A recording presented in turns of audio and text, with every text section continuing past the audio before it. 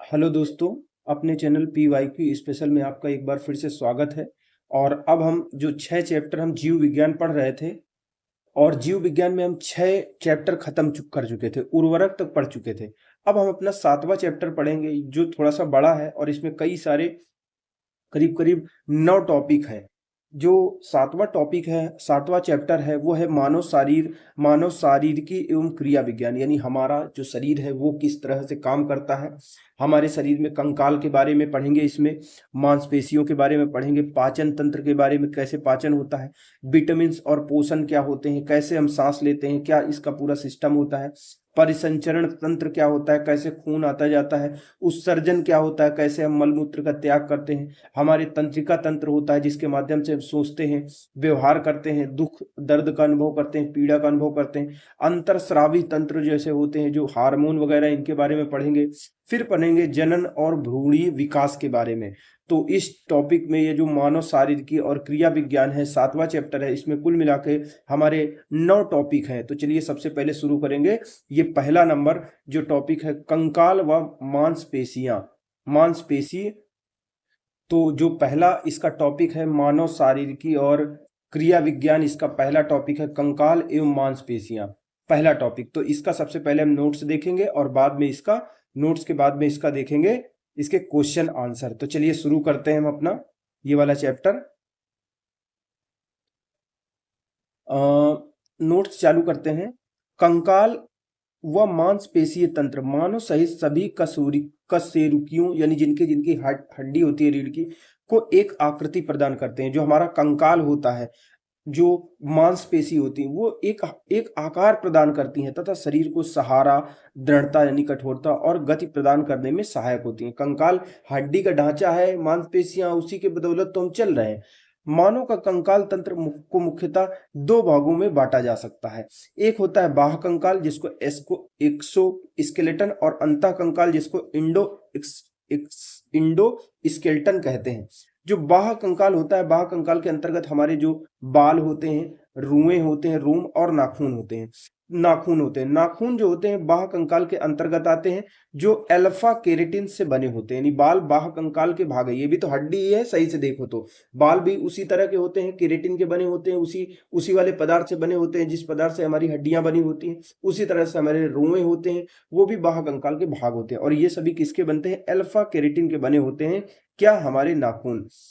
तथा इन्हें काटे जाने पर दर्द का आभास नहीं होता। नाखून काटो तो दर्द नहीं होता, क्यों? क्योंकि ये मृत कोशिकाओं जो डेड सेल्स होती हैं उनके द्रव्य द्वारा निर्मित होते हैं, जिनमें रक्त का संचरण यानी ब्लड सर्कुलेशन नहीं होता है। अंतः कंकाल के अंतर्गत क्या होते हैं? बाह्य कंकाल तो हमने पढ़ लिया, बाल, रुएं और नाखून। अब अंतः कंकाल के अंतर्गत क्या आता है?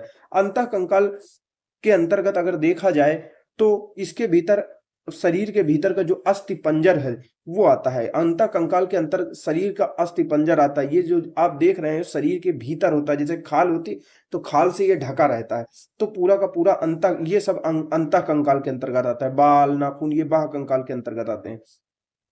तो कंकाल, अंतः कंकाल के अंतर्गत शरीर के भीतर का अस्थि पंजर आता है। अंतः कंकाल को मुख्यतः 2 भागों में बांटा जा सकता है। एक होता है अच्छी कंकाल, एक होता है उपांगी कंकाल। तो अच्छी कंकाल के अंतर्गत क्या आता है? जो ये हमारा ये होता है, ये मेन होता है, ये जितना भाग है इसको कहते हैं अच्छी कंकाल, ठीक है। और ये होते हैं उपांगी कंकाल। ये जो पैर हाथ होते हैं ये उपांग होते हैं, और ये अच्छी कंकाल इसको कहते हैं। जो ये बीच में रीढ़ की हड्डी वाला ये सब असली पसली है, ये कौन सा कंकाल होता है? ये अच्छी कंकाल होता है। तो अगर देखा जाए तो मानव वयस्क जो मानव होता है, जो जवान होता है, उसमें 206 हड्डियां पाई जाती हैं, बोन्स, जो कि कंकाल तंत्र का निर्माण करती है। यानी पूरे जो कंकाल दिख रहा है, अगर आप इसको गिनोगे तो इसमें 206 हड्डियां होगी। जो छोटा बच्चा होता है तो ज्यादा हड्डी होती है, और जैसे जैसे बड़ा होता है तो जो कुछ हड्डियां होती हैं एक दूसरे में मर्ज हो जाती हैं, मिलजुल जाती हैं, तो हड्डियां कम हो जाती हैं। तो जवान होने पर हड्डियां घट जाती हैं, यानी वयस्क मानव में 206 हड्डियां पाई जाती हैं, जो कि पूरे के पूरे कंकाल तंत्र का निर्माण करती हैं। कंकाल के अच्छी तथा उपांगी भागों में अस्थियों की जो संख्या है वो अलग अलग होती है। जो अच्छी भाग है उसमें 80 होती है अस्थियों, हड्डियों की संख्या, और उपांगी भाग में कितनी? 126 अस्थियां होती हैं, ठीक है। मानव शरीर की सबसे छोटी हड्डी स्टेपीज होती है, जो मनुष्य के कान में पाई जाती है, जबकि सबसे बड़ी हड्डी फीमर होती है, जो जांग में पाई जाती है।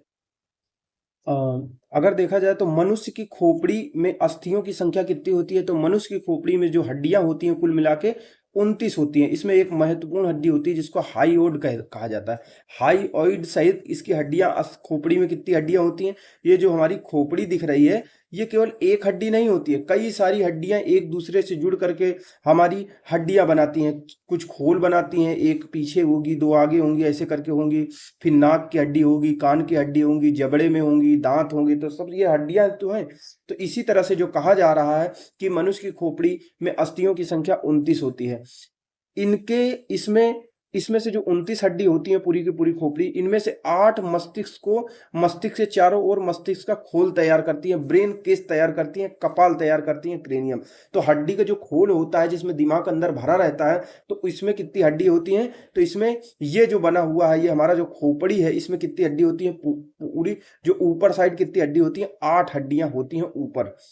ठीक है, कपाल जिसको कहते हैं। शेष हड्डियों में अगर देखा जाए तो कुल 29 हड्डी हो गई पूरे ऊपर वाले धड़ में, ऊपर वाले जो खोपड़ी होती है, और उसमें से 8 हड्डियां हो गई जो मस्तिष्क का खोल बना रही हैं, कपाल बना रही हैं। शेष हड्डियों में 14 हड्डी चेहरे का कंकाल बनाती है। तो चेहरे का कंकाल बनाने वाली भी हड्डियां होती हैं, तो वो 14 हड्डी होती हैं। तथा शेष 6 हड्डी यानी 8 ये हो गई, 14 ये हो गई, 22 हो गया। और 22 के बाद में 6 मध्य कर्णों में 6 जो 6 हड्डियां बची हैं वो मध्य कर्णों में कर्ण अस्थियां बनाती है। यानी कान की हड्डी 3 इधर होती हैं, 3 इधर होती हैं, जो कान को बनाती हैं।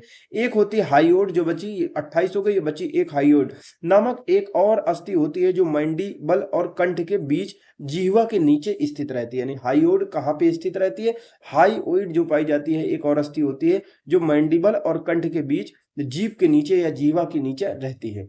अगर देखा जाए तो मनुष्य का जो कशेरुक दंड होता है जिसको रीढ़ की हड्डी कहते हैं, यानी वर्टेब्रल कॉलम, इसमें 26 हड्डियां, छोटी छोटी हड्डियां पाई जाती हैं।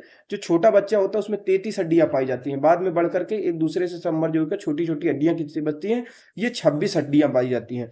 तो जो मनुष्य की रीढ़ की हड्डी ये दिख रही है, तो रीढ़ की हड्डी में अगर जोड़ दिया जाए यहां से यहां तक ऐसे गिनते चले आओगे तो 26 हड्डियां होती हैं यहां तक।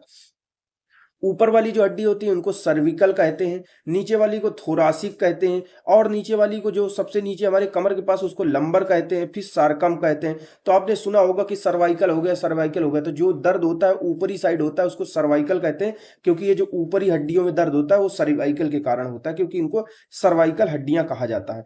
तो मनुष्य में जो कशेरुक दंड होता है, जो रीढ़ की हड्डी होती है, उसमें कुल मिलाकर 26 हड्डी होती है। जो छोटा बच्चा होता है तो उसमें ज्यादा होती है, 33 होती है। ठीक है, अगर देखा जाए तो गर्दन का जो पहला कशेरुक होता है, जो पहली हड्डी होती है उसको एटलस, और दूसरा जो हड्डी होती है उसको एक्सिस ये कहा जाता है। यानी जो अगर रीढ़ की हड्डी अगर हम ये देखें तो जो पहली हड्डी है उसको क्या कहा जा रहा है, दूसरी हड्डी को क्या कहा जा रहा है, तो देखिए पहली हड्डी को यहाँ पे क्या कहा जा रहा है, पहली हड्डी को कहा जाता है एटलस, दूसरी हड्डी को एक्सिस कहा जाता है, जो गर्दन को साधे रहती है। एटलस और एक्सिस, यानी एटलर और एक्सिस जो होती है, इनके मध्य पाए जाने वाले जोड़ को पीवेट जोड़, जो पीवेट को सिनोवियल जोड़ कहते हैं। यह जोड़ गर्दन के ऊपरी भाग से पहले और दूसरे ग्रीवा कोशिकाओं के बीच स्थित रहता है। मनुष्य के शरीर में पसलियों की कुल संख्या कितनी होती है, 12 जोड़ी होती है। तो मनुष्य में जो पसलियां होती हैं, अगर ये देखा जाए पसलियां कहाँ पे हैं, तो ये जो आपको दिख रही हैं ये पसलियां हैं। ऐसे जैसे रीढ़ की हड्डी ऐसे जा रही है, ये रीढ़ की हड्डी हो गई, तो इसे पीछे से निकल के ऐसे आगे की तरफ आती हैं ये हड्डियां ऐसे करके, और एक पिंजड़े नुमा ये आकृति बना लेती हैं। ये देखिए ये हड्डी यहाँ पे स्टर्नम होती है जिससे ये जुड़ी होती हैं ऐसे करके, पीछे से रीढ़ की हड्डी से आती है और आगे इस स्टर्नम से ये सभी हड्डियां ऐसे करके ऐसे जुड़ी होती हैं। ये रिब्स इनको कहा जाता है, पसलियां कहते हैं इनको। ठीक है, तो अगर देखा जाए तो क्या कह रहा है, मनुष्य के शरीर में पसलियां अर्थात रिब्स की कुल संख्या 12 जोड़ी पाई जाती है। यानी 12 इधर होती हैं और 12 इधर होती हैं। यानी जो हम ये देख रहे हैं तो इसमें 12 इधर होंगी, 12 इधर से आएंगी और 12 इधर से आएंगी, तो कुल मिला के 12 जोड़ी यानी 24 होती हैं जो पसलियों में हड्डियां होती हैं। ठीक है, प्रत्येक पसली पसली की जो रिब्स होती है सामने की ओर उरोस्थी यानी स्टर्नम से तथा पीछे की ओर वक्षीय कशेरुकाओं यानी जो थोरासिक वर्टेब्रा जो रीढ़ की हड्डी होती है उससे संधित रहती है। यानी कहने का मतलब है जो हमारी जो पसलियां होती हैं आगे जो स्टर्नम हड्डी होती है जो रीढ़ आगे ये स्टर्नम हड्डी होती है इससे जुड़ी रहती है और पीछे जुड़ी रहती है। जैसे ये रीढ़ की हड्डी मान लो तो इधर स्टर्नम मान लो, तो ऐसे करके ऐसे निकल के ऐसे करके ऐसे यहाँ से ऐसे करके ऐसे जुड़ी रहती है और चारों तरफ से ऐसे आती हैं और एक पिंजड़े नुमा आकृति बना लेती है। तो पीछे की ओर ये रीढ़ की हड्डी से जुड़ी होती है, तो रीढ़ की हड्डी का जो ये पार्ट होता है इसको थोरसिक कहते हैं। यहीं पे तो ऐसे करके हड्डियां होती हैं पसली वाली, तो इसको थोरसिक कहते हैं। और आगे जो हड्डी होती है ये वाली जो दिख रही है देखिए यहाँ पे, ये जो आगे दिख रही है जिससे जुड़ी हुई है तो इसको कहते हैं स्टर्नम कहते हैं। ठीक है, इससे जुड़ी रहती है। उरोस्थी, हिंदी में उरोस्थी और अंग्रेजी में कहते हैं स्टर्नम। तो इस प्रकार से हमारी पसलियां होती हैं, 12 जोड़ी होती है, कुल मिला के 24 होती हैं। आगे जुड़ी होती है उरोस्थी यानी स्टर्नम से, पीछे जुड़ी होती है जो रीढ़ की हड्डी का वक्षीय कशेरुकी भाग होता है यानी थोरसिक वर्टेब्री भाग होता है उससे जुड़ी रहती है। सभी पसलियां जो मिल करके लगभग बेलनाकार एक पिंजड़ा एक केज बनाती है जिसमें हमारे महत्वपूर्ण अंग रहते हैं। फेफड़े उसी में रहते हैं अंदर, हृदय और अन्य अंतरांग उसमें स्थित होते हैं, लिवर वगैरह भी वहीं पे रहता है। मानव शरीर विभिन्न प्रकार के ऊतकों अंगों अंग तंत्रों में व्यवस्थित लगभग 200 प्रकार की खरबों कोशिकाओं को बना होता है। यानी सबसे छोटी जो इकाई होती है वो क्या होती है, कोशिका होती है। कोशिका से ऊतक बनते हैं, ऊतक से अंग बनते हैं, अंग से क्या कहते हैं, अंग तंत्र बनते हैं। तो इस प्रकार से जो भी कोशिका होती है 200 प्रकार की कोशिकाएं होती हैं। जैसे मान लो आंख को जो बनाएगी तो थोड़ी कोशिका अलग होगी, जो हमारे तंत्रिका तंत्र को बनाएगी वो कोशिका थोड़ी अलग होगी, जो हमारे खून को बनाएगी red blood cells white blood cells तो ये अलग अलग होंगी। इसी प्रकार से हमारे लीवर को जो बनाएगी एक विशेष काम के लिए बना रही है तो इसकी कोशिकाएं थोड़ी सी अलग होंगी। तो इस प्रकार से लगभग 200 प्रकार की कोशिकाएं होती हैं और ये 200 प्रकार की कोशिका खरबों कोशिकाएं होती हैं और वो हमारे पूरे शरीर को बनाती हैं। इन सबके जो 200 प्रकार की खरबों कोशिकाएं इन सब के सम्मिलित कार्य की यानी एक साथ जब मिलकर फंक्शन करती हैं तो उसके फलस्वरूप शरीर का हमारे अस्तित्व बना रहता है। हमारे शरीर का अधिकतम भाग जल से बना होता है जिसमें इसकी मात्रा लगभग 55 से 70% होती है। हमारे शरीर में लिक्विड तो ज्यादातर भरा हुआ है तो जल की ही सबसे मात्रा होती है। एक तरफ हम पढ़ेंगे कि हमारे शरीर में सबसे ज्यादा जल की मात्रा होती है तो दूसरी तरफ हम पढ़ेंगे हमारे शरीर में सबसे ज्यादा ऑक्सीजन की मात्रा होती है।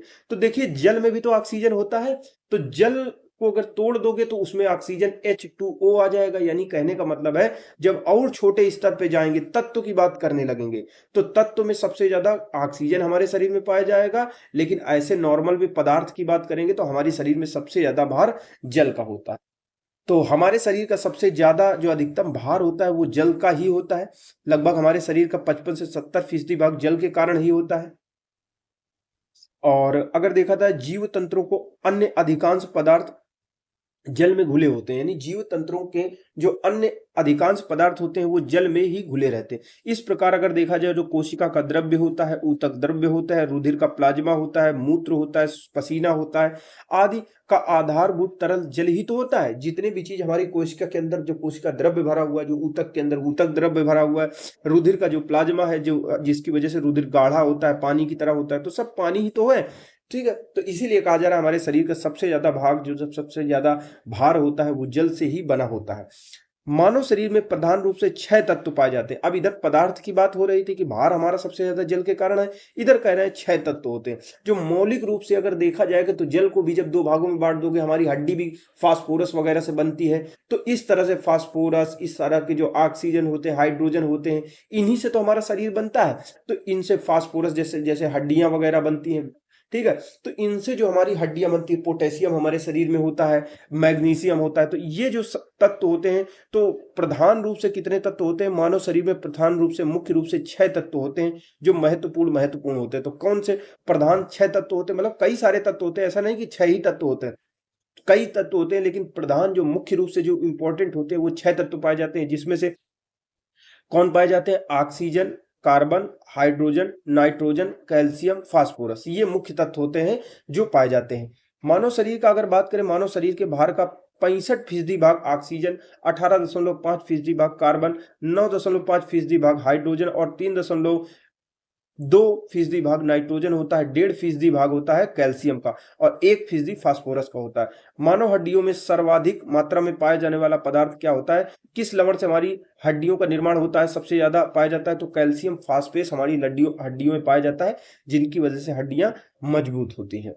अगर बात जो ऑपरेशन होते हैं ना शल्य क्रिया में, आर्थोप्लास्टी का अगर आप नाम सुने हो तो आर्थोप्लास्टी का मतलब होता है कूल्हे का जो आपका जोड़ का प्रतिस्थापन होता है।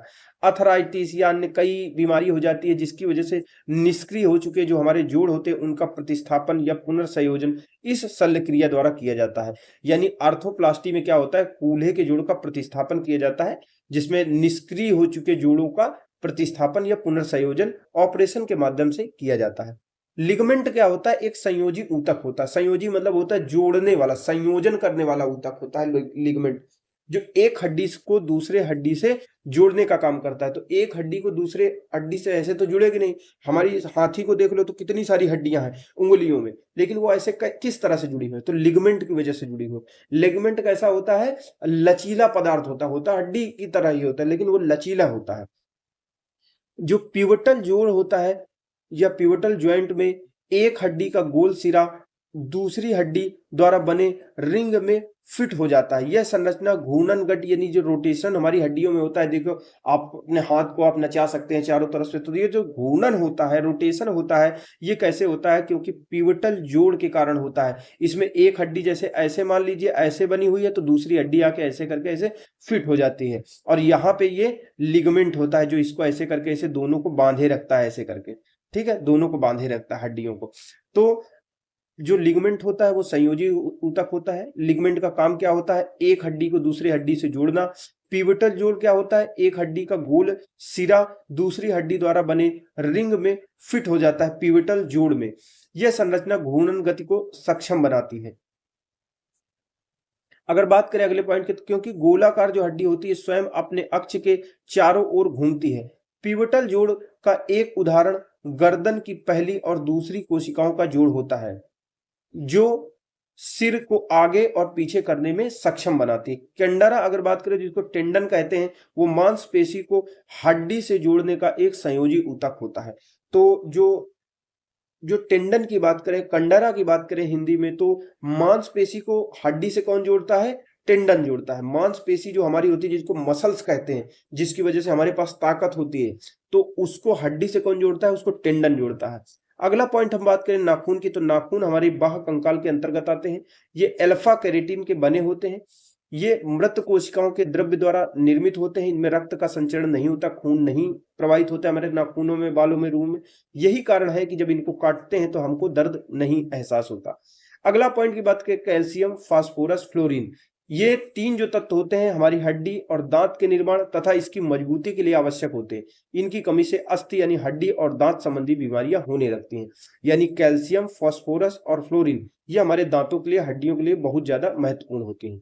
अगर हम बात करें तो मनुष्य के जीवन काल में 20 दांत ऐसे होते हैं जो 2 बार विकसित होते हैं। मानव सहित अधिकांश जो वयस्क होते हैं, जो जवान स्तनी होते हैं, उन द्विदंती होते हैं, यानी उनके जीवन में 20 दांत ऐसे होते हैं जो 2 बार उगते हैं। यानी बचपन में उगते हैं, वो टूट जाते हैं, फिर दोबारा उगते हैं। इसीलिए उनको डाइफोडोंट कहा जाता है या द्विदंती कहा जाता है।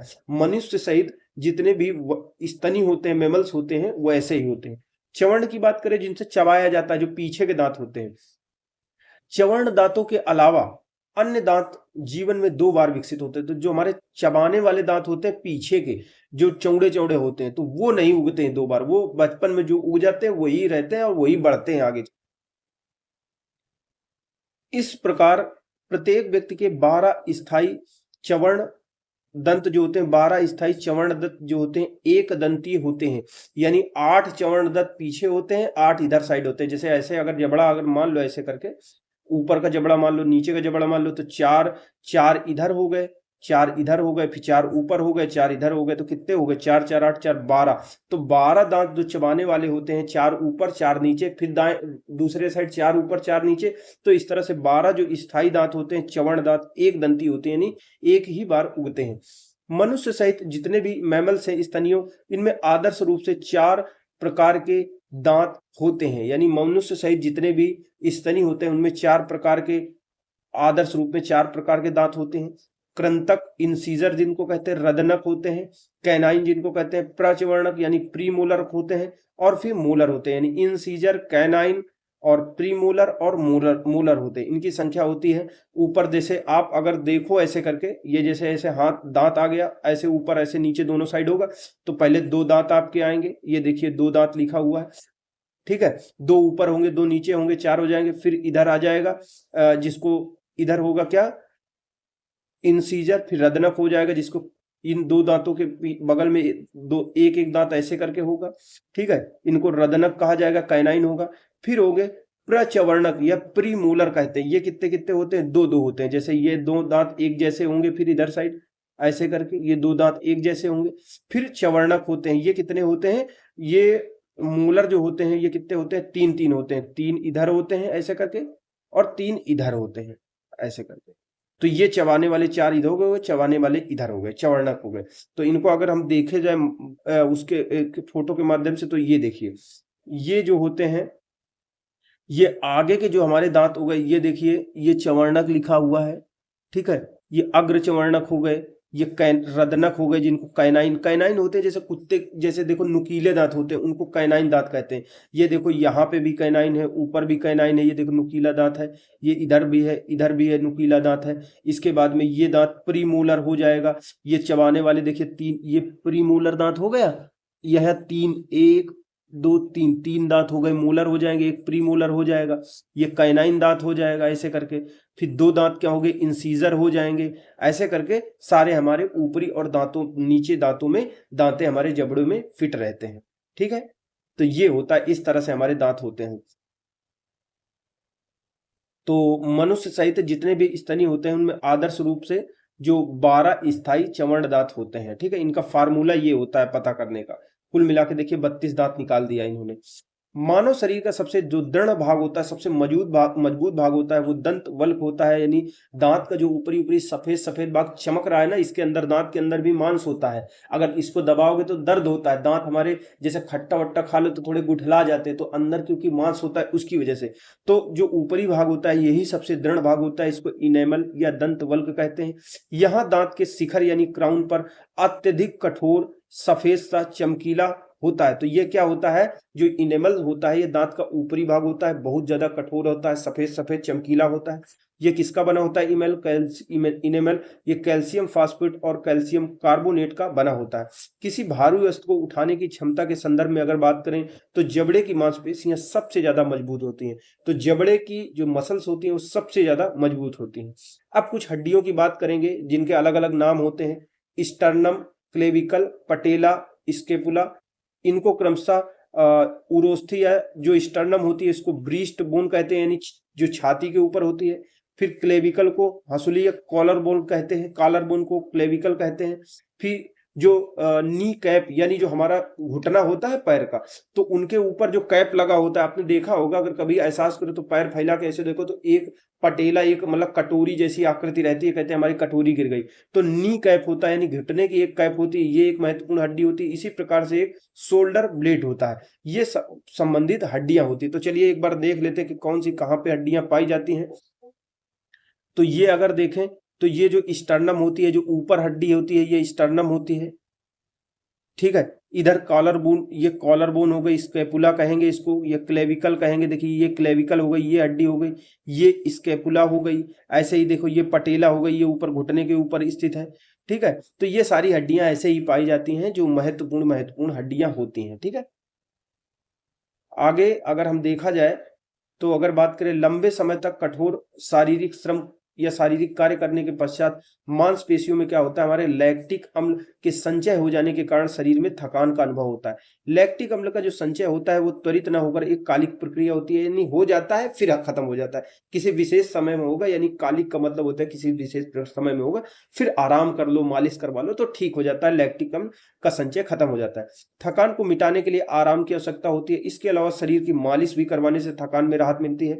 तो जो हम काम करते करते बहुत ज्यादा थक जाते हैं तो हमारे मांसपेशियों में क्या होता है, लैक्टिक अम्ल इकट्ठा हो जाता है, इसके लिए हम थकान का अनुभव करते हैं। अगला जो हमारा जो क्वेश्चन है वो स्टेपीडियस, मानव शरीर की सबसे छोटी कंकाल मांसपेशी होती है जो कान मध्य कान में स्थित होती है। तो कान की हमारी सबसे छोटी हड्डी शरीर के हमारे शरीर की सबसे बड़ी हड्डी होती है वो पैर की होती है। ठीक है, ये जो हमारे शरीर की सबसे बड़ी हड्डी कहाँ की है, ये जो फीमर हड्डी होती है हमारे शरीर की सबसे बड़ी हड्डी होती है। और हमारे शरीर में जो कान होता है, कान की हड्डी सबसे छोटी हड्डी होती है। ठीक है, कान की हड्डी सबसे छोटी और जांघ की हड्डी सबसे बड़ी होती है। तो जो कान की हड्डी होती है उसको स्टेपिस कहते हैं। ठीक है, और इसकी जो मांसपेशी होती है उसको क्या कहा जाता है, स्टेपिडियस कहा जाता है, जो मध्य कान में स्थित होती है। यह शरीर की सबसे छोटी हड्डी स्टेपिस को स्थिर रखती है, अत्यधिक कंपन को नियंत्रित करती है यही मसल्स स्टेपिडियस, और आंतरिक कान को तेज शोर से बचाती है। तो इस तरह से हमने नोट पढ़ लिए। अब क्वेश्चन आंसर शुरू। जो पहला क्वेश्चन है वो कह रहा है हमारे शरीर का अधिकतम भार किससे बना है। तो अधिकतम भार हमारे जल से ही हमारे शरीर का बना है। हमारे शरीर का अधिकतम भाग जो भार है, जो वेट है, वो जल के कारण है, जिसमें इसकी मात्रा 55 से 70% तक पाई जाती है। ये प्रकृति का सबसे उत्तम विलायक होता है जिसमें चीजें घुली हुई होती हैं। जीव तंत्रों के अन्य अधिकांश पदार्थ जल में घुले रहते हैं। इसी जल में कोशिका द्रव्य, ऊतक द्रव्य, रुधिर का प्लाज्मा, आरबीसी, डब्ल्यूबीसी, जो मूत्र, स्वेद, इसका सभी का आधारभूत तत्व जल ही तो होता है। जल में ही सब कुछ घुला रहता है। दूसरा जो हमारा क्वेश्चन है वो है हाँ, दूसरा जो हमारा क्वेश्चन वो कह रहा है मानव शरीर में होता है लगभग कितना, मानव शरीर में क्या होता है, लगभग 70% तक पानी होता है। अगला जो हमारा तीसरा नंबर क्वेश्चन वो कह रहा है एक वयस्क मानव शरीर में कितना फीसदी जल होता है। एक वयस्क मानव शरीर में 65% जल होता है। देखिए यहाँ लगभग 70% कह रहा है, यानी 65 से 70% हमारे शरीर में जल होता है। अगला जो हमारा क्वेश्चन है, चौथा नंबर क्वेश्चन है मानव शरीर में सर्वाधिक प्रचुरता में पाया जाने वाला तत्व कौन सा है। ऑक्सीजन हमारे शरीर में सबसे ज्यादा मात्रा में पाया जाता है। तो जल के कारण सबसे ज्यादा हमारे शरीर का भार होता है। अब अगर देखेंगे तो जल में भी तो ऑक्सीजन है, हाइड्रोजन है, ऑक्सीजन है। तो उस तरह से देखेंगे, छोटा स्तर पर देखेंगे तो मानव शरीर में सबसे ज्यादा मात्रा में क्या, ऑक्सीजन पाया जाता है। हमारे शरीर में ऑक्सीजन 65% पाया जाता है, कार्बन 18.5%, हाइड्रोजन 9.5%, नाइट्रोजन 3.5%, कैल्शियम 1.5% और फास्फोरस 1% पाया जाता है। पांचवा नंबर क्वेश्चन मानव शरीर में अधिकतम मात्रा में पाए जाने वाला तत्व कौन सा है। तो मानव शरीर में अधिकतम मात्रा में कौन सा पाया जाता है। तो इनमें अगर देखा जाए तो ऑक्सीजन पाया जाता है, लेकिन इनमें कौन सा होगा जो दिए हुए, इसमें कैल्शियम है सबसे ज्यादा। मानव शरीर का 99% जो द्रव्यमान है वो केवल 6 तत्वों से है। वो 6 तत्व कौन कौन से हैं, oxygen, carbon, hydrogen, nitrogen, calcium, phosphorus, यही होता है। ठीक है, तो कैल्शियम का हिस्सा कितने परसेंट, 1.5% पाया जाता है। यानी कैल्शियम देखिए, सोडियम भी पाया जाता है, लोहा भी, फास्फोरस भी, लेकिन ये जो 6 तत्व दिए हैं 99% शरीर इसी से कंप्लीट हो जाता है। मानव शरीर में किस तत्व का प्रतिशत सबसे अधिक होता है। तो मानव शरीर में सबसे ज्यादा होता है ऑक्सीजन। वयस्क मानव में कितनी हड्डियां होती है। तो जो छोटा बच्चा होता है उसमें ज्यादा हड्डियां होती है। वयस्क जब जैसे जैसे वो बड़ा होता है, जवान होता है, तो हड्डियां घट के 206 हो जाती हैं। वयस्क मानव में 206 अस्थियां पाई जाती हैं जो कि मानव के कंकाल तंत्र यानी स्केलेटन सिस्टम का निर्माण करती हैं। कंकाल के अक्षीय और उपांगीय भागों में अस्थियों की संख्या अलग अलग होती है। जो अस्थियों में यानी हड्डियों में ओसीन नामक प्रोटीन पाया जाता है। इनमें कठोरता का कारण अकार्बनिक पदार्थ की अधिक मात्रा का होना होता है। तो हड्डियों में कौन सा प्रोटीन पाया जाता है, तो ओसीन नामक प्रोटीन हड्डियों में पाया जाता है। कठोर क्यों होती है, क्योंकि इनमें अकार्बनिक पदार्थ पाया जाता है। दूसरा 8वां नंबर क्वेश्चन है, कह रहा है मानव कंकाल में अब तक ज्ञात हड्डियां कितनी हैं। तो 206 हड्डियां वयस्क में पाई जाती है। 20 वर्ष की आयु पर मानव शरीर में हड्डियां कितनी होती हैं। तो अब जवान हो चुका है तो 206 हड्डियां हो गई होंगी। तो उपरयुक्त में से कोई नहीं कह रहा है। जो मानव का कंकाल तंत्र होता है उसके 2 भाग होते हैं, एक अक्षीय भाग होता है, एक उपांगीय भाग होता है। इन कंकाल से बनी रहती है। जैसे अगर मान लो ये खोपड़ी हो गई, खोपड़ी में ये रीढ़ की हड्डी हो गई। अब ये ऐसे करके जो भाग है ये अच्छी भाग हो गया, ऐसे करके देखा जाए। अगर इससे हाथ ऐसे निकाल दोगे ऐसे करके, और इधर पैर ऐसे निकाल दोगे, तो ये हाथ और पैर उपांगी होते हैं। बाकी ये जो पूरा भाग होता है ये अच्छी भाग होता है, एक्सियल अंग तंत्र कहते हैं इसको। अस्थियां शरीर का ढांचा बनाने में सहायक होती हैं तथा शरीर के विभिन्न अंगों की रक्षा करने में भी मदद करती हैं। जो हमारे जो हृदय होता है, फेफड़े होते हैं, ये जो हमारी रिब्स होती है ना, पसलियां उसमें सुरक्षित रहते हैं। तो देखिए हमारी हड्डियां हमारे शरीर की सुरक्षा भी कर रही हैं। 10वां नंबर क्वेश्चन, निम्नलिखित में से कौन मानव शरीर की सबसे छोटी हड्डी है? तो कान की हड्डी सबसे छोटी हड्डी होती है और जांघ की हड्डी सबसे बड़ी होती है। तो कान की हड्डी सबसे छोटी स्टेपीज होते हैं। मानव शरीर की सबसे छोटी हड्डी स्टेपीज होती है जो मनुष्य के कान में पाई जाती है। मानव शरीर की सबसे बड़ी हड्डी होती है फीमर, जो कि जांघ में पाई जाती है। जैसे ये पैर है, ऐसे कि मान लीजिए देखिए ये पैर हो गया, तो ये जो हड्डी पाई जाती है ऊपर वाली, ये फीमर होती है। ठीक है, अगला जो हमारा क्वेश्चन है 11वां नंबर, हमारे शरीर की लघुत्तम यानी सबसे छोटी हड्डी कहाँ पाई जाती है? सबसे छोटी हड्डी कान में पाई जाती है, स्टेपीज होती है। 12वां नंबर हमारा क्वेश्चन कह रहा है मनुष्य की खोपड़ी में कुल कितनी अस्थियां होती है? तो खोपड़ी में कितनी होती है? 28 हड्डियां खोपड़ी में पाई जाती हैं। मनुष्य की खोपड़ी यानी जो स्कल होता है उसमें अस्थियों की संख्या कितनी होती है? 28 होती है। हाई ओड को मिला लो तब 8 मस्तिष्क को चारों ओर से घेरे रहती है, यानी कपाल बनाती है। जो हमारा क्रेनियम हो, जो कपाल का खोल जो बनता है जिसमें हमारा दिमाग रहता है, तो उसमें कितनी हड्डियां होती हैं?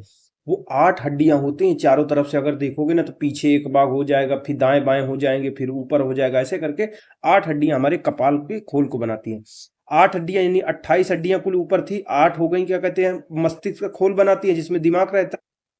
बाकी शेष हड्डियों में से 14 हड्डियां होती हैं हमारे चेहरे का कंकाल बनाती हैं, जो चेहरे का वो होता है। तो 14 8 कितना हो गया? 14 8 22 हो गया। 6 हड्डियां बनाती हैं क्या? कान की होती है, 3 इधर होती है, 3 इधर होती है।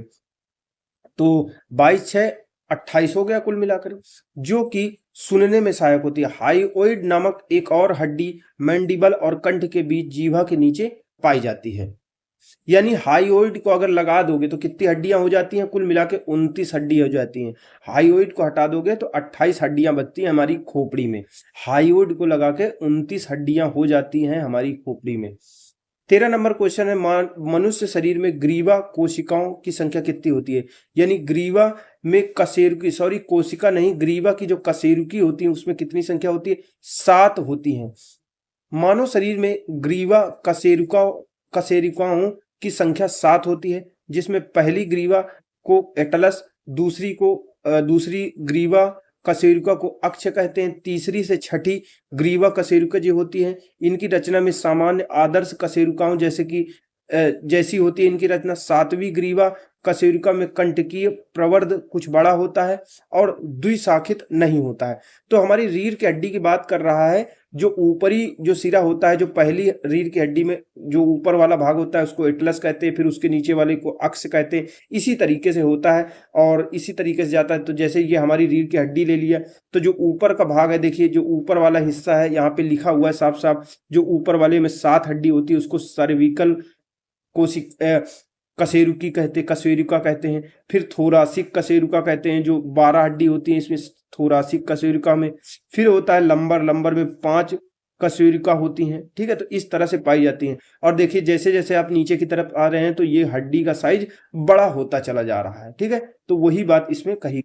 अगला जो हमारा 14 नंबर क्वेश्चन है वो कह रहा है निम्नलिखित में से कौन सा लवण मानव हड्डियों में सर्वाधिक मात्रा में पाया जाता है? तो मानव हड्डियों में कौन सा सबसे ज्यादा पाया जाता है? कैल्शियम फास्फेट सबसे ज्यादा पाया जाता है। कैल्शियम फास्फेट लवण मानव हड्डियों में सर्वाधिक मात्रा में पाया जाता है और इनकी कमी से अस्थि और दंत संबंधी बीमारियां हो जाती है। यानी कैल्शियम फास्फेट नहीं होगा तो हमारे दांत में भी बीमारी लग जाएंगी। 15 नंबर, वह जोड़ जहां गर्दन सिर से मिलती है, यानी गर्दन जो होती है वो सिर से मिलती है, उसको क्या कौन सा जोड़ कहते हैं? 24 में आया था पीसीएस में, पिवटल जोड़ कहते हैं उसको। तो पिवटल जोड़ में एक हड्डी का गोल सिरा दूसरी हड्डी द्वारा बने रिंग में फिट हो जाता है और यह संरचना घूर्णन गति करने को सक्षम बनाती है, क्योंकि गोलाकार हड्डी स्वयं अपने अक्ष के चारों ओर घूमती है। तो जो जहां से रीढ़ की हड्डी हमारे सर से जुड़ती है उसको क्या कहते हैं? पिवटल जोड़ कहा जाता है। वह जोड़ जो गर्दन को सिर से जोड़ता है उसको पिवटल जोड़ कहा जाता है। पिवटल जोड़ का एक उदाहरण होता है गर्दन की पहली और दूसरी कशेरुकाओं का जोड़ होता है, जो सिर को आगे और पीछे करने में सक्षम बनाता है। 16 नंबर क्वेश्चन कह रहा है मनुष्य के शरीर में पसलियां कितने जोड़े होते हैं? तो 22 जोड़े पसलियां होती हैं, जिनकी संख्या कितनी होती है? 24 होती है। ये जो हड्डियां होती हैं पीछे जो पसलियां होती हैं पीछे जुड़ी होती हैं रीढ़ की हड्डी से, और आगे जुड़ी होती हैं स्टर्नम नाम की हड्डी से जुड़ी होती है। तो मनुष्य के शरीर में पसलियों की संख्या 12 जोड़ी यानी 24 होती है। प्रत्येक पसली जो होती है वक्ष के सामने की ओर उरोस्थी यानी आगे की जो हड्डी होती है पसली स्टर्नम से जुड़ी होती है, और पीछे की ओर जुड़ी होती है जो थोरासिक रीढ़ की हड्डी होती है, रीढ़ की हड्डी का थोरासिक वाला भाग होता है उससे जुड़ी होती है।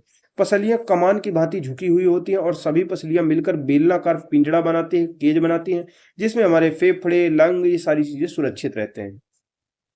मनुष्य के शरीर में पैर की हड्डी कैसी होती है? तो पैर की हड्डी जो होती है खोखली होती है। अगर बात करें तो मनुष्य के शरीर में पैर की हड्डी खोखली होती है। मनुष्य की टांग ऊपर से नीचे की ओर क्रमशः जांग, जंघा तथा पैर में बटी हुई होती है। जांग में सिर्फ एक हड्डी फीमर होती है जो कि शरीर की सबसे बड़ी, सबसे लंबी और सबसे भारी हड्डी भी होती है। जंघा जो होती है उसमें टिबिया और फिबुला आते हैं नामक 2 हड्डियां होती है।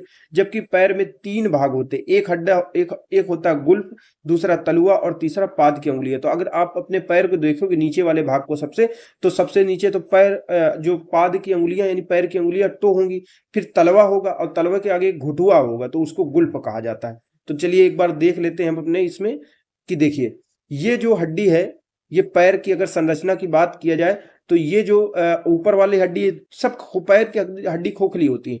तो ये ऊपर वाली हड्डी सबसे लंबी होती है, शरीर की सबसे बड़ी होती है, सबसे मजबूत होती है, इसको फीबर कहते हैं।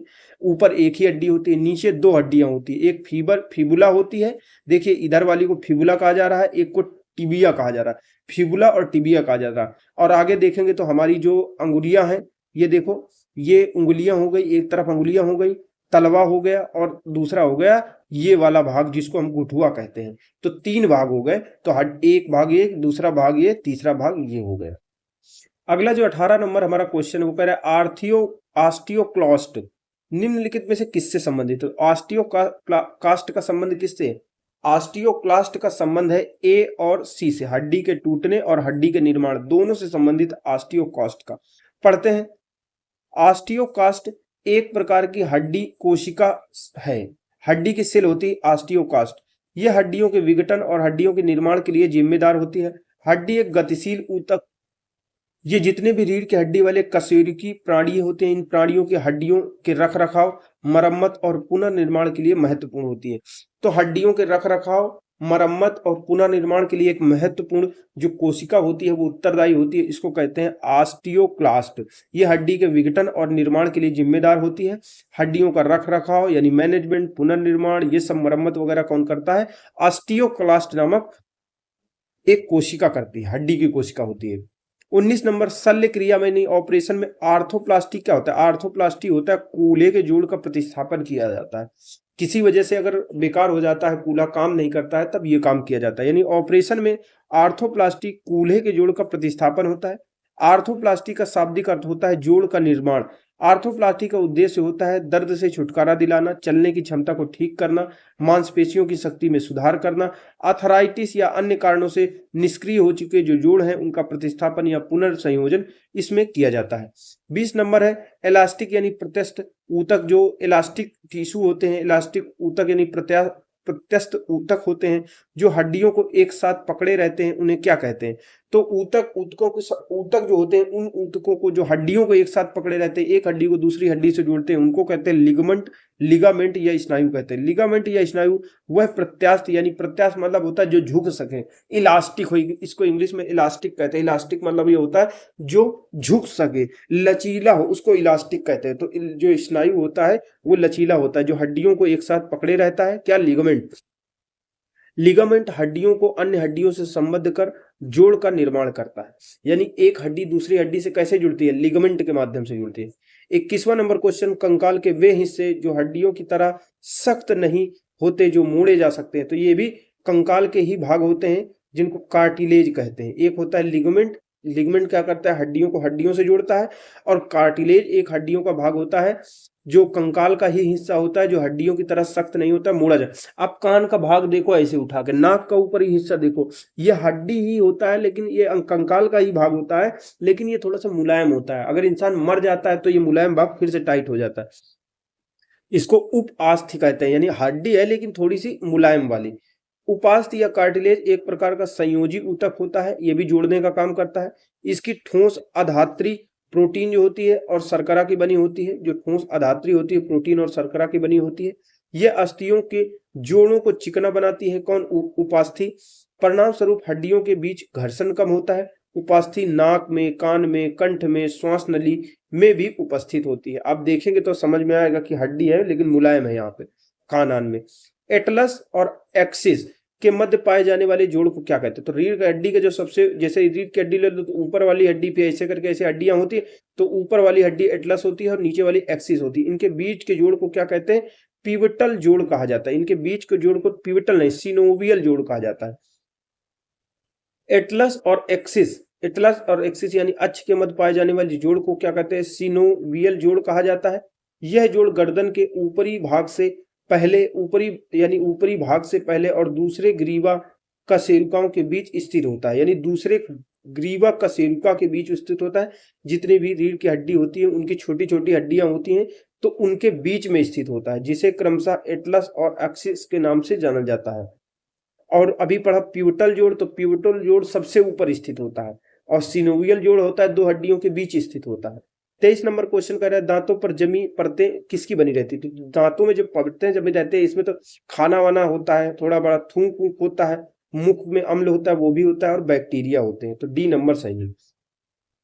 दांतों पर जमी परतें में क्या होता है? भोजन के कण, थूक, मुख का अम्ल, बैक्टीरिया, इन सबसे बनी रहती है। भोजन के उपरांत ठीक से सफाई नहीं होने के कारण भोजन के छोटे छोटे कण दांतों में चिपके रहते हैं। थूक मुख को सरस बनाए रखने के लिए आवश्यक द्रव्य होता है, यानी थूक अगर मुंह में नहीं होगा तो मुंह सूखा सूखा हो जाएगा, तो सरस बनाए रखने के लिए थूक बहुत जरूरी है। मुख अम्ल में लार स्रावित टाइलिन एंजाइम होता है, यानी जो मुख का अम्ल होता है उसमें टाइलिन एंजाइम होता है। लार का पीएच मान 7 से कम होने के कारण यह अम्लीय होता है, यानी जिन द्रव्यों का पीएच मान 7 से अधिक होता है वो क्षारीय होते हैं, जिनका पीएच मान 7 से कम होता है वो अम्लीय होते हैं। तो लार का पीएच मान 7 से कम है इसलिए यह अम्लीय होती है। दांतों की जो परत होती है इसके खुरचन का अध्ययन करते समय एंटोनी वान लीeuwenhoek ने इसमें बैक्टीरिया की उपस्थिति का पता लगाया था। और सोचो बैक्टीरिया की खोज भी कर लिया लीeuwenhoek ने, यही दांतों का खुरचन को अध्ययन करके। हम लोग क्या करते हैं? मंजन करते हैं। 24 नंबर नाखून काटते समय दर्द नहीं होता, क्यों? क्योंकि नहीं होता, इसमें खून का प्रवाह वगैरह नहीं होता और ये मृत कोशिकाओं से निर्मित होते हैं। तो पहला नंबर है नाखून मृत कोशिकाओं के द्रव्य द्वारा निर्मित होते हैं, जो मरी हुई कोशिकाएं होती हैं उनसे बने होते हैं और इनमें रक्त का संचरण नहीं होता, इसलिए हमको दर्द नहीं होता। तो नाखून यानी नेल्स ये बाह्य कंकाल के अंतर्गत आते हैं, अल्फा कैरेटिन से बने होते हैं। इन्हें काटे जाने पर दर्द नहीं होता क्योंकि ये मृत कोशिका यानी डेड सेल से निर्मित होते हैं, इनमें रक्त का संचरण नहीं होता। अल्फा कैरेटिन एक प्रोटीन है जो किसमें पाई जाती है? त्वचा में पाई जाती है। अल्फा कैरेटिन हमारे त्वचा में पाई जाती है और इसी से हमारे रोम बनते हैं, बाल बनते हैं। इससे नहीं, बाल नहीं वगैरह नहीं बनते, केरेटिन से बनते हैं, लेकिन अल्फा कैरेटिन से हमारे नाखून बनते हैं और त्वचा में भी अल्फा कैरेटिन पाई जाती है। अल्फा कैरेटिन एक प्रोटीन है जो कि त्वचा में उपस्थित होता है। यह केरेटिन का एक प्रकार होता है जो कि जल में अघुलनशील, संरचनात्मक और तंतुवत होता है। जैसे हमारी सींग, नाखून, खुर, बाल, इनमें अल्फा कैरेटिन पाया जाता है, जल में विलय नहीं होता है। अल्फा कैरेटिन ये एक प्रोटीन होता है। 26 नंबर बाल जिस प्रोटीन का बना होता है उसे क्या कहते हैं? तो बाल केरेटिन का बना होता है। नाखून एक विशेष केरेटिन के बने होते हैं जिसको अल्फा कैरेटिन कहते हैं। बाल किसके? केरेटिन के बने होते हैं। मानव के गाल, जो बाल होते हैं, गाल नहीं, मानव के बाल और नाखून निम्नलिखित में से कौन सा प्रोटीन इनमें विद्यमान होता है? तो इसमें कौन सा प्रोटीन पाया जाता है? केरेटिन प्रोटीन पाया जाता है। जो अस्थि होते हैं यानी हड्डियां और दांत, इनके निर्माण के हेतु निम्नलिखित में से किनकी आवश्यकता होती है? तो हड्डियां और दांत के निर्माण के लिए कैल्शियम और फास्फोरस की आवश्यकता होती है। कैल्शियम और फास्फोरस अस्थि यानी हड्डियों और दांत के निर्माण में सहायक होता है। इनकी कमी से अस्थि और दंत संबंधी बीमारियां हो जाती है। 29 नंबर क्वेश्चन कह रहा है निम्नलिखित में से कौन सा पौष्टिक तत्व ऐसा है जो हड्डी और दांतों के निर्माण के लिए एवं मजबूती के लिए आवश्यक नहीं है? तो कैल्शियम आवश्यक है, फ्लोरीन आवश्यक है, फास्फोरस, लेकिन आयोडीन का इससे कोई संबंध नहीं। आयोडीन क्यों आवश्यक होता है? आयोडीन की आवश्यकता होती है थायराइड ग्रंथि के नियंत्रण में आयोडीन उपयोग होता है। 30 नंबर क्वेश्चन है मनुष्य के जीवन काल में कितने दांत 2 बार विकसित होते हैं? तो मनुष्य के जीवन काल में 12 दांत, देखिए एक बार देख लेते हैं, मनुष्य के जीवन में 20 दांत, सॉरी 12 नहीं 20 दांत होते हैं, 2 बार विकसित होते हैं, और 12 दांत जो होते हैं वो स्थायी होते हैं, ये एक ही बार उगते हैं। ठीक है, तो चलिए देखते हैं, मनुष्य के जीवन काल में 20 दांत 2 बार उगते हैं। मानव सहित अधिकांश जो वयस्क स्तनी होते हैं द्विदंती होते हैं, डाइफोडोंट होते हैं, यानी जीवन में 2 बार 20 दांत उगते हैं। अर्थात चवर्ण दांतों के अलावा जो चबाने वाले पीछे दांत होते हैं, जो प्रीमोलर, जिनको चबाने वाले दांत कहते हैं, प्रीमोलर और मोलर, ये जो बचपन में होते हैं वही बने रहते हैं पीछे वाले दांत, बाकी सब बदल जाते हैं, नए सिरे से उगते हैं। तो चवर्ण दांतों के अलावा अन्य दांत जीवन में 2 बार विकसित होते हैं। इस प्रकार हमारे जो स्थायी चवर्ण दांत हैं, दंत क्या होते हैं, एक दंती होते हैं। हमारे मुंह में आदर्श रूप में देखा तो 4 प्रकार के दांत होते हैं, जैसे सबसे आगे के जो 2 दांत ऊपर और नीचे दिखते हैं, इनको कृंतक दांत कहते हैं। फिर बगल बगल में जो नुकीला सा दांत होता है, अगल बगल ऊपर नीचे 4 दांत होते हैं, एक इधर ऐसे ही ऊपर नीचे होते हैं, तो कैनाइन कहते हैं, रदनक। फिर होता है प्रीमोलर, फिर होते हैं मोलर। ठीक है, 31 नंबर, निम्नलिखित में से कौन हमारे शरीर का सबसे दृढ़ भाग होता है? तो दंत वल्क यानी इनेमल जिसको कहते हैं, दांत का जो ऊपरी खोल होता है, ये बहुत ज्यादा मजबूत होता है। हमारे शरीर का सबसे दृढ़ भाग होता है दंत वल्क या इनेमल, जो कि दांत के शिखर यानी दांत के ऊपर अत्यधिक कठोर, सफेद सा, चमकीला होता है। मुख्यतः कैल्शियम फॉस्फेट यानी CA3CPO4 का होल टॉइस और कैल्शियम कार्बोनेट का बना होता है। यानी जो दांत का इनेमल होता है वो किसका बना होता है? कैल्शियम फॉस्फेट और कैल्शियम कार्बोनेट का बना होता है। कठोर वस्तु से टकराने पर अगर दांत टकरा जाए तो चिंगारी भी फेंक देगा। 32 नंबर क्वेश्चन कह रहा है, मानव शरीर की मांसपेशियों के बारे में निम्नलिखित में से कौन सा कथन गलत है? तो मांसपेशियों के बारे में गलत कथन क्या है?